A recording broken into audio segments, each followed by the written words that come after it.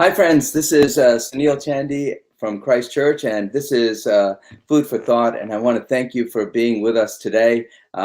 This is a program that we do out of Christ Church, and it's a program that helps us to connect with one another, especially during this time of great challenge for our church community, for the Westerly community, the Stonington community, the national community, and of course the global community. And so this is our way of just touching base, praying with one another, diffusing the pressure, allowing us to know that there are people of great love and light all over the world, and we might not notice it in the midst of our challenge, but this program, like many other things in life, are called to help reorient us towards the light. And so I want to thank you all for joining us. There are at least 9 people who have joined us on this day. We did some publicity around this day because we have a really wonderful guest. I mean, all of our guests, I'm telling you, I have been so very happy. And with all of our guests, they have given me inspiration, especially as a priest going through in the midst of this challenging time. These guests have given me insights and helped me to kind of continue to revel in the joy of relationships. And so today we will not be disappointed because we have a great friend of Christ Church. Actually, I would call him more of a son of Christ Church in that he was raised here. He was brought into ministry from the Catholic Church into the Episcopal Church at Christ Church. And I'm hopefully, and we're having some issues with technology right at this moment, but hopefully he'll be able to come and join us. And I will introduce you in a moment to him and his great work, a body of work, as he has a conversation with us. But until then, I would love to see your comments. I would love to say hello to you and know that and acknowledge that your presence here. So if you would simply say hello, that would be good. And tell me that you're here, and so that you would know that we know that you're here. So nothing yet. So I know that there are people here, but they will come on board. Well, then let me start by introducing you to who I will be bringing on, and that is Bishop Larry Provenzano. Larry has been. Oh, there's Steve. Hey, Steve, how are you doing? Welcome to you. Christy, how are you doing? Hello. Natalie, good afternoon. Thank you for being with us, of course. And Sandra, good afternoon to you. I love that icon of you. Anne and Jan, and thank you for Patty. Patty, thank you. Thank you, Christy, for your strength and guidance. Namaste, Betsy. Thank you for being here. Christy, I will have to tell you, Christy Allardyce just thanked me for my strength and guidance, but I should be thanking her and all of the leaders of our Christ Church. Christy is the director of our Sunday school program, and Betsy was here, and there's also Natalie, who's on the vestry, Betsy Rice, who's on our vestry, our ward. All of these leaders in our church, they have, through this time, shown great strength, and they have guided their committees and their people, buoyed them up with their enthusiasm and with their sense of joy. And it's not always easy, especially when you've got a challenging life and a challenging world. It's hard to keep the light shining, and you could see it. It's happening all around us with not only the COVID crisis, but of course we have this. Recently, we've been having protests throughout the country, and now it's actually throughout the world. There are people at places in Canada that people are protesting, in France, and it's a global situation. People are protesting. And so then we have the COVID crisis, we have protests, we have also, the other day I was listening to my wife, and we were noting that there were some locusts that were coming from Pakistan into India, and I was thinking, oh my God, will India take this as a national threat from Pakistan, or will they understand that it's natural? But then there are locusts that are hitting Africa. I guess maybe I'm looking at the challenges, and I'm looking at the challenges, and I'm saying, wow, these are biblical proportion challenges, and maybe they are. But I do know that in the midst of it, in all types of challenges, that the only way we're going to be able to get through them is by our faith in God, by our understanding that God is with us.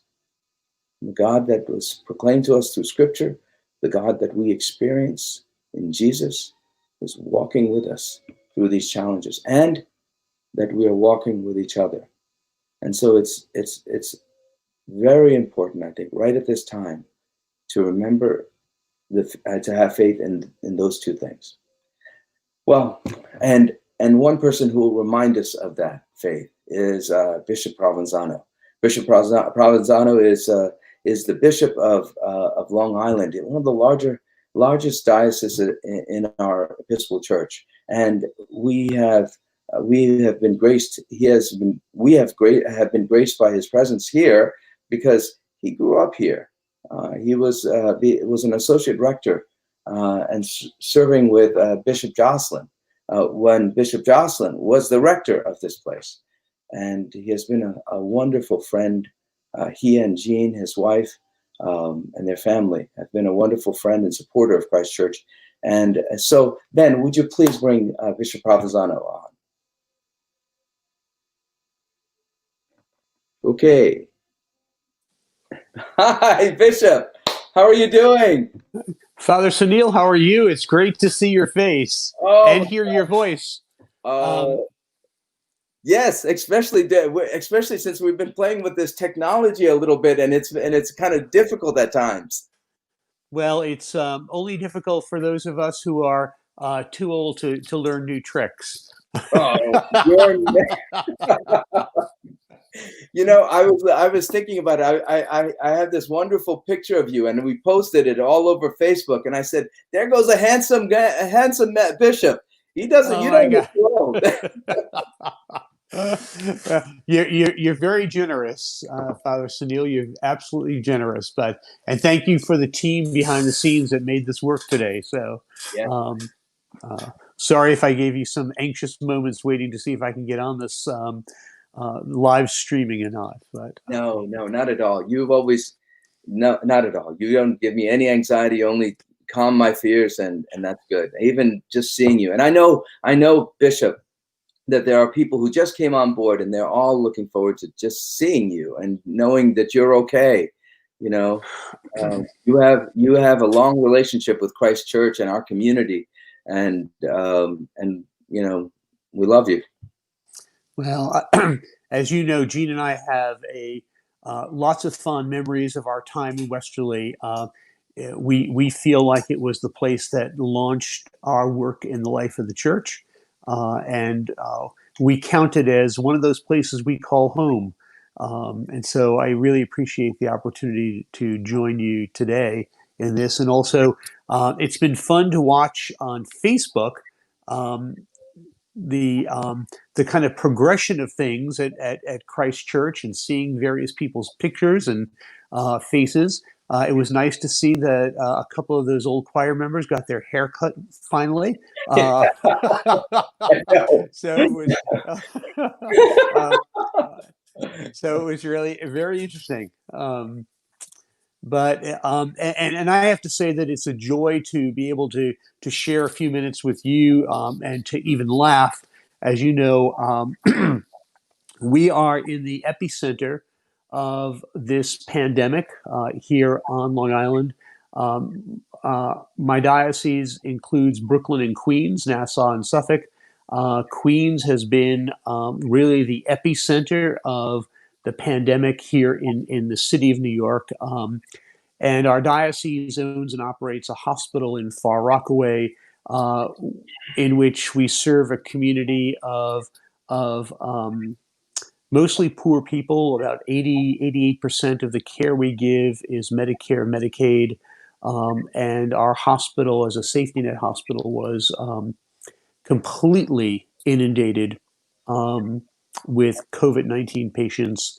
And as early as this morning, received a report from our CEO that things are beginning to level off and calm down. Where, but it's been a really difficult time for the diocese to support the ministry and care for people in Far Rockaway. We serve about 330,000 people Wow. on that peninsula. Um, we turned entire floors. Our whole pediatric floor became an ICU unit Oh, in order to care for the volume of people who were seeking help. Um, and so it's good to laugh today. So I'm yeah. really grateful for the opportunity to do that. Yeah. It's yeah. I mean, sometimes I think in the midst of this type of challenge, right? It's good to have people that we can find joy to help us find inspiration to kind of meet the challenges. I know, like, I mean, today, right before our conversation, I had to. Uh, Two of our, I was scheduling a funeral that I'm doing tomorrow, Mm. uh, and and one of the persons was a longtime vestry member of ours. It's her and her husband passed away one day after each other, and I'm talking to their daughter, and uh, I want to be there. I want to be able to do what I normally do, which is kind of, hold their hands, sit with them, talk with them, pray with them, and and and so I couldn't do that before their death, and even now when we're scheduling the funeral that I'm going to be doing, it's going to be, less than 25 people in Connecticut. It's going to be a very small gathering together. Um, but I'm in the midst of it. I'm saying, let's also remember to celebrate their life 1 year from now when we do the memorial service. We'll pull out all the brakes when this challenge is over. And I'm just wondering, with your diocese, with you're in the epicenter of one of the most challenging situations in the country. And how are your priests? And I know that your priests are wonderful because are encouraged by you. What do you say to them, Bishop? Well, I've been asking them to focus on trying to take care of both their physical well-being and their spiritual well-being. Um, we have tried over the last decade. Didn't know that we were preparing for this kind of thing. Asking our clergy to live a rule of life in which, out of their deep prayer and their spiritual lives, would come the reservoir. From that reservoir, they could then minister in tough situations. And we had no idea that we were preparing for this kind of thing. Yeah. I've had now three priests who have, actually a fourth priest now has contracted COVID-19. We've had Oh one death of a rector in Jackson Heights, Queens. my God. Really wonderful priest who, fairly young guy, who succumbed to the virus. And the clergy in the diocese um, are stalwart. They're moving through this. They're trying to keep their people safe. They're trying to do the things that are right in terms of cooperating with state and local government, um, but recognizing that they can't be there with their people. They're absorbing all of the pain of the loss in congregations. Yeah. One of our congregations in Brooklyn has lost over 20 members in the last 5 weeks, all to COVID-19. And the rector there is going and doing the graveside prayers with a couple of family members, everyone masked and gloved, no one touching each other, with the understanding that in the coming year, those will all be then memorial services that will happen in just in that one parish in Bedford Stuyvesant. 25. So it's a difficult time. So the question you asked was about encouragement. I'm asking everyone to be diligent about their prayer time. We do a Zoom morning prayer and Compline from the base of the diocesan center in our cathedral every day, and everyone can sign in, and so we can pray together. We can see each other across the diocese. We're trying to provide through pastoral care. I have a canon on my staff who's in charge of pastoral care for clergy. She stays in touch with clergy, particularly if they think they're having a really difficult time, to kind of focus in on how we might be able to provide some services to them and to provide some support. But it really is. I mean, it's one of those moments in our history in which, as my chancellor said to me um, several weeks ago, Bishop, if we can't do this, then all that stuff you guys preach is just not for real. Yeah. And so we're doing it, and we're going to try to take care of people as they come through. We have put aside, and I know this will sound like lunacy to you as a rector of a parish. We've put aside the financial costs of what all this is doing to us, just trying to put people first. Yeah, Recognizing that we've got real needs and we'll take care of those needs, and we'll deal with, and of course we have people behind the scenes planning for this, but we'll deal with the financial implications of this when we're able to kind of pick our heads up again and take a deep breath. no, So I it's don't. become a really difficult but grace-filled time. Um, um, People in my diocese now are getting tired of hearing me say this across various venues, but this is a time for the church just to be the church, to do what the church does. Um, uh, and what we do is raise up before God's people issues of concern, their needs, trying to make them feel like they've got the support, that their faith life is going to be a place that they can rest in as they face the various struggles. And while we're doing all of that and trying to be supportive, also providing them with some of the material needs that they need to meet the days ahead.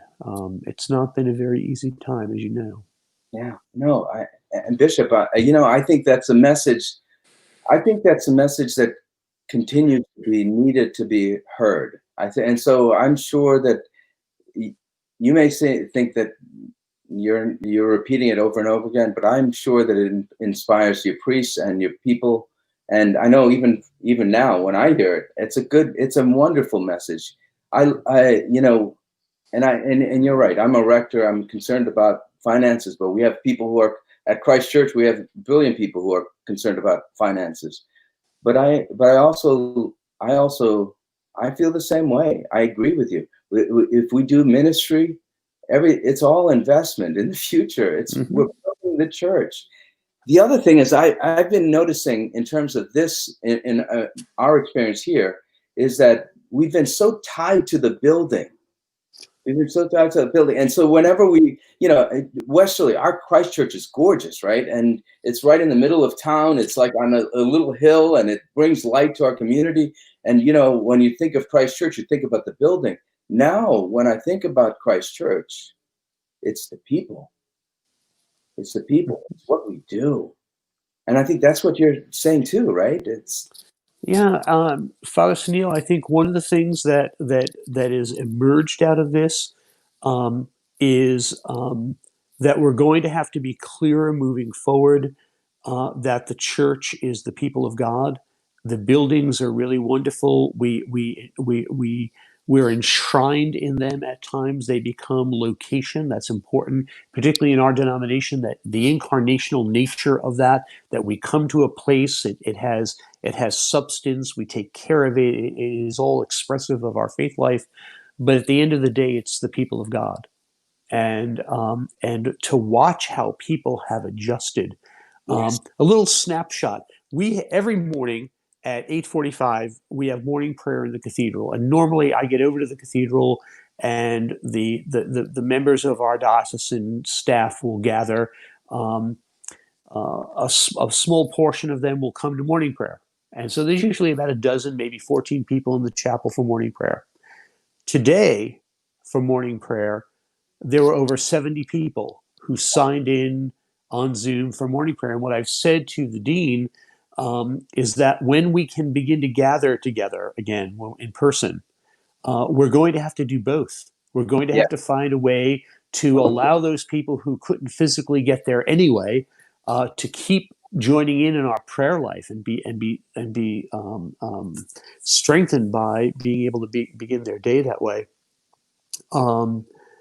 Because we won't go back to normal. I guess that's the other thing is that we've discovered is that everyone says, well, someday, we're going to get back to normal. I think normal's our history. Yeah. Yeah. And so what's going to happen now moving forward is going to be a very different church that's going to emerge.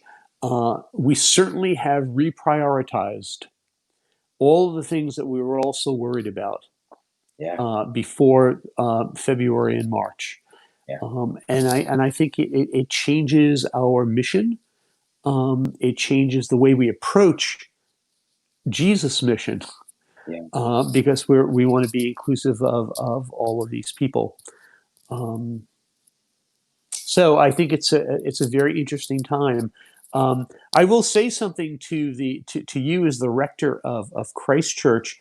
We've been having these conversations in the diocese here that singing, choral singing, is going to be Oh, a yeah. real issue.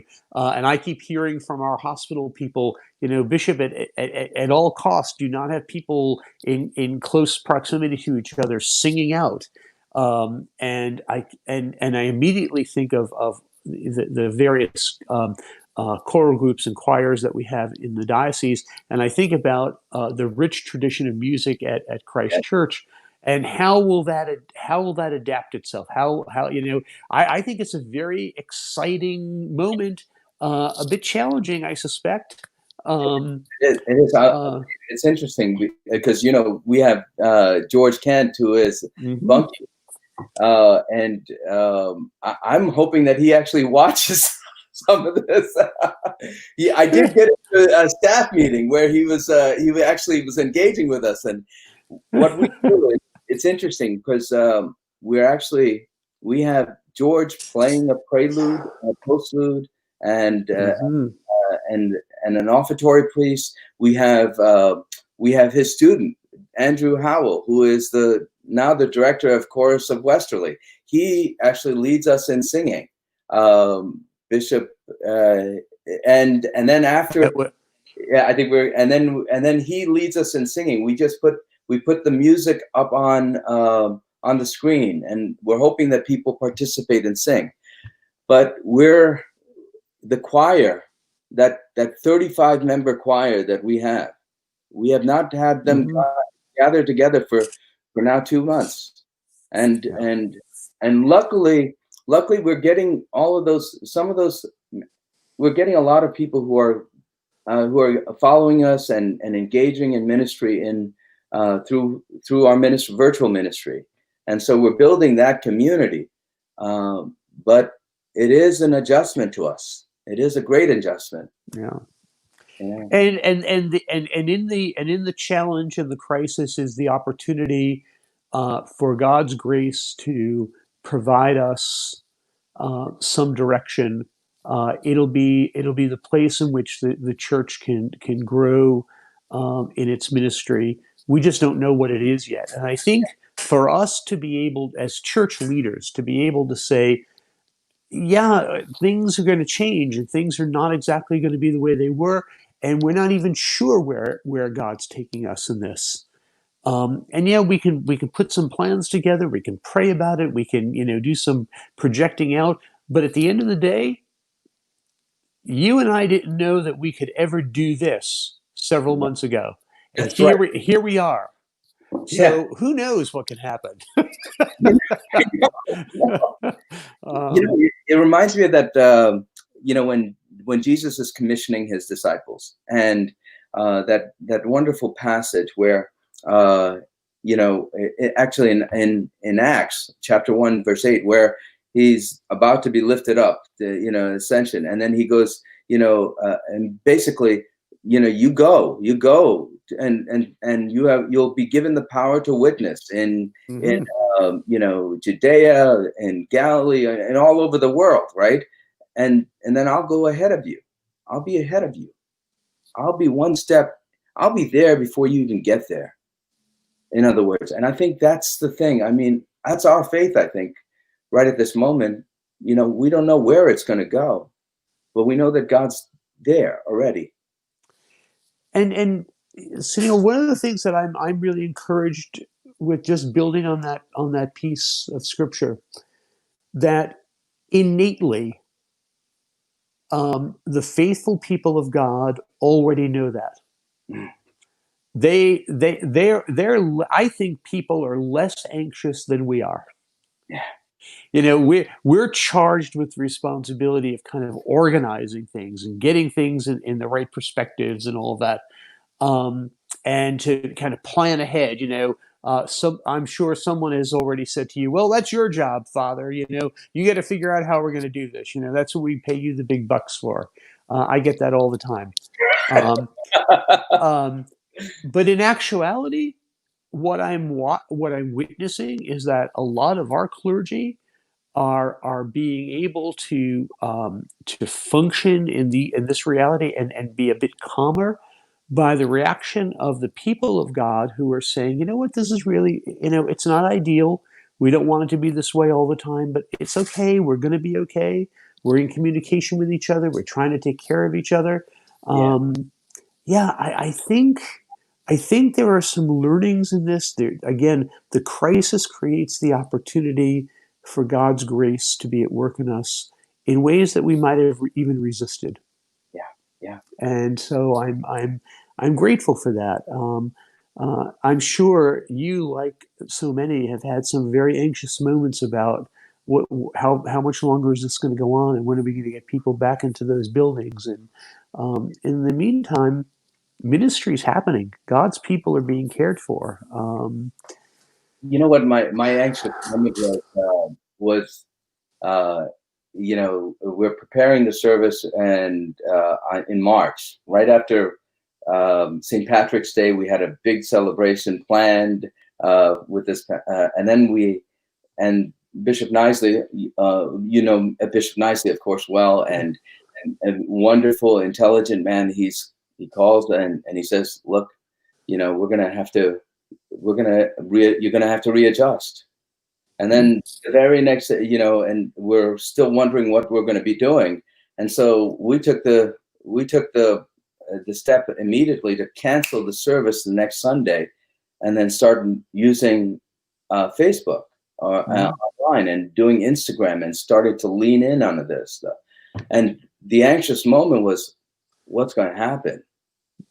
And then the anxious moment for me right now sometimes is like, are people going to continue to connect? And the thing is, but every time I have that thought, the next moment I see evidence of the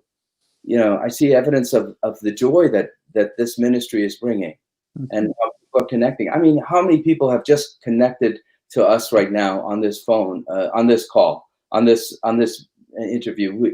People are saying, "Bishop, we're hoping, you're praying, that you're okay, that you're safe." You're all through the comments. They've been doing that, and they just they just love to connect, and that keeps me buoyed and up.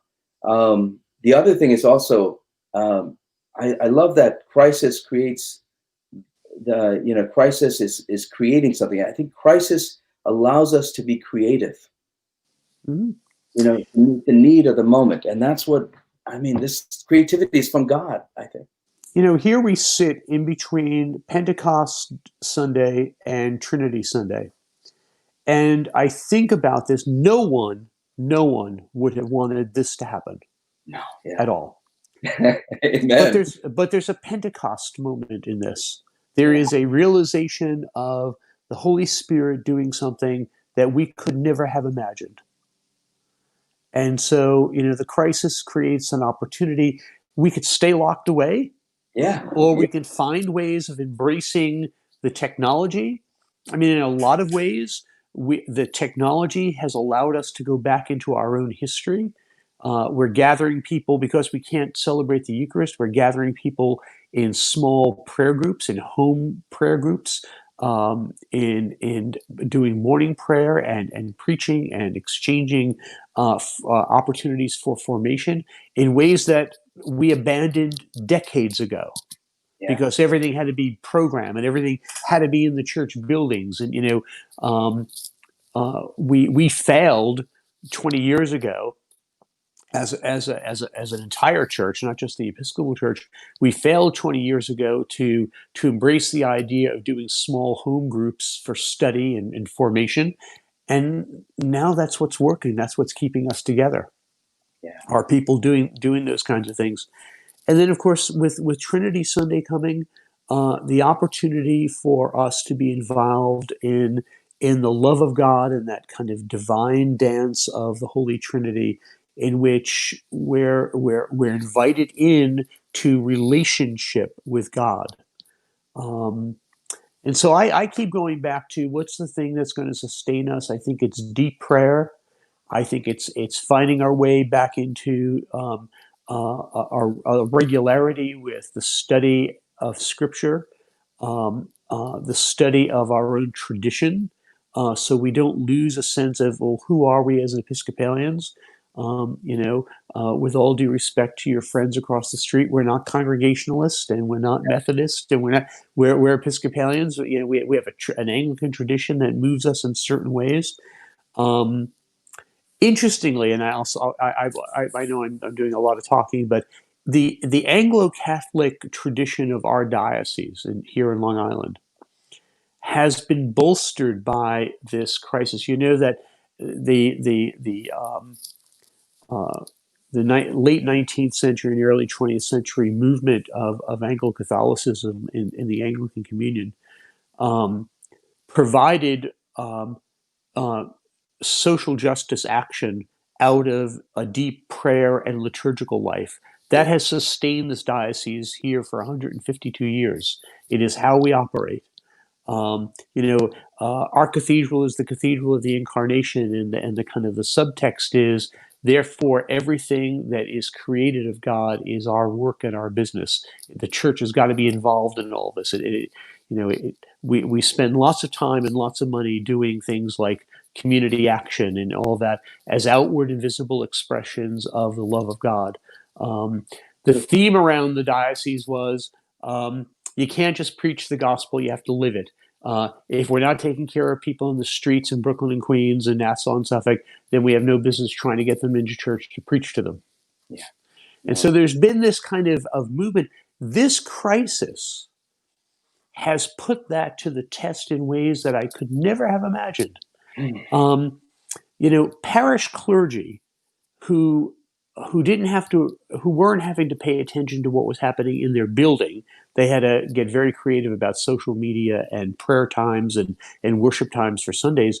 Volunteered as orderlies in our diocesan hospital Wow. because people were being overrun. I mean, there were just too many patients.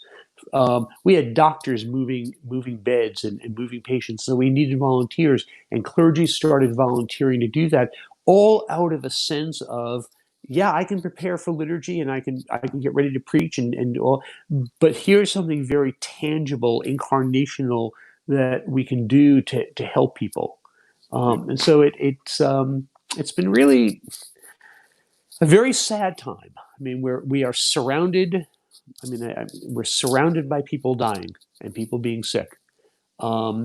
And if that wasn't bad enough, now we've got all this rioting that's going on, and all the things that are happening in relationship to um, the death of Mr. Floyd in Minneapolis. And so it's crisis upon crisis. It's been challenge and opportunity for the church to be the church. I would just one more thing I think is really that helps me. I mean, all of what you're saying is beautiful. The one thing I think I would just want to add is just being in relationship to people like you, with other Christians to help each other along, and reminded of it, all that you have been just saying, Bishop. I mean, I'm so glad. I'm so glad that I know you, and I'm so glad that Christ Church has been an important part of your ministry. I'm so glad that we have you as a bishop in in Long Island, but also in the national church. I'm also glad that we have priests in your diocese who are willing to do what's necessary to help the gospel be proclaimed in action. I'm grateful to you. Thank you. Father Sunil, thank you. And thanks for the encouragement and the support. And know that you are all in our prayers. Christ Church, you specifically, and the people who have come even since our departure from there in the late 1980s, that we hold you in prayer. You're on my prayer list all the time. And so I'm very grateful that I had the opportunity to have this exchange with you. I really appreciate the fact that the technology worked. So it's great to see you. And in the context in which we all find ourselves, let's just keep praying and supporting one another. I think that's really important. And recognize that it's going to get harder before it gets easier. It's going to be a very unusual summer for all of us, I suspect. Yeah. Yeah. Well, Bishop, thank you again. Thank you. Keep praying. Keep safe.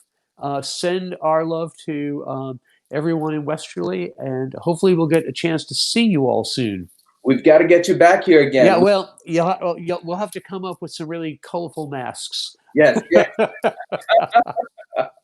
All right. God bless you. God bless, brother. Thank you again.